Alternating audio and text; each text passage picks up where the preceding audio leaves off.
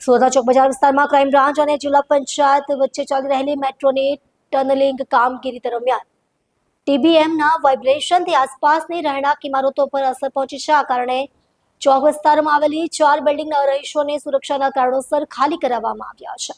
મળતી માહિતી મુજબ અસરગ્રસ્ત 4 બિલ્ડિંગમાંથી 3 બિલ્ડિંગની નીચે ટેકા મૂકવાની ફરજ પડી છે। રંગીલદાસ અને હિબા પેલેસના રહીશોને તાત્કાલિક હોટલમાં ખસેડવામાં આવ્યા છે, જ્યારે બિલ્ડિંગની આસપાસ મોનિટરિંગ માટે આધુનિક મશીનો સ્થાપિત કરવામાં આવી છે।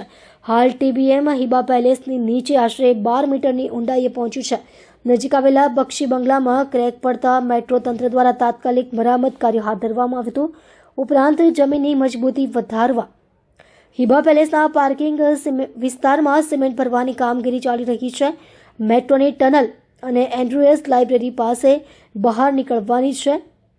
સમગ્ર કામગીરીની ચકાસણી માટે જીએમઆરસીના અધિકારીઓ સાથે ઇટલી, કોરિયા અને ઇન્ડોનેશિયાના નિષ્ણાતો તેમજ એસવીએનઆઈટીના પ્રોફેસર અતુલ દેસાઈ દ્વારા ફિલ્ડ વિઝિટ કરવામાં આવી હતી। નિષ્ણાતોએ સાવચેતી રૂપે કેટલાક મહત્વના પગલાં સૂચવ્યા હતા।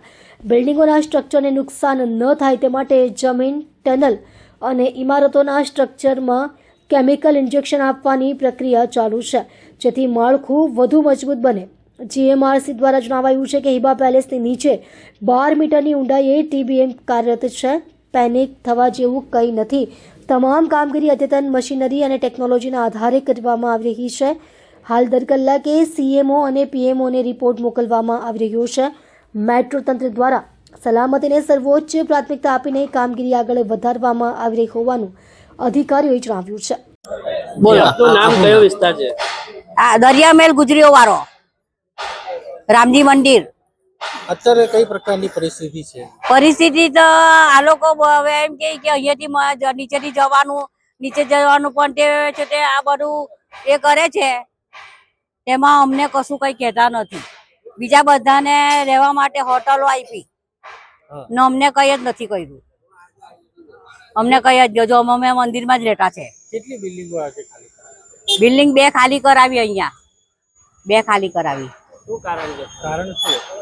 હવે એ તો મને નથી ખબર, પણ એમ કે નીચેથી મશીન જવાનું ને એટલે એમ કે હલે ને એટલા માટે શું તકલીફ પડી રહી છે?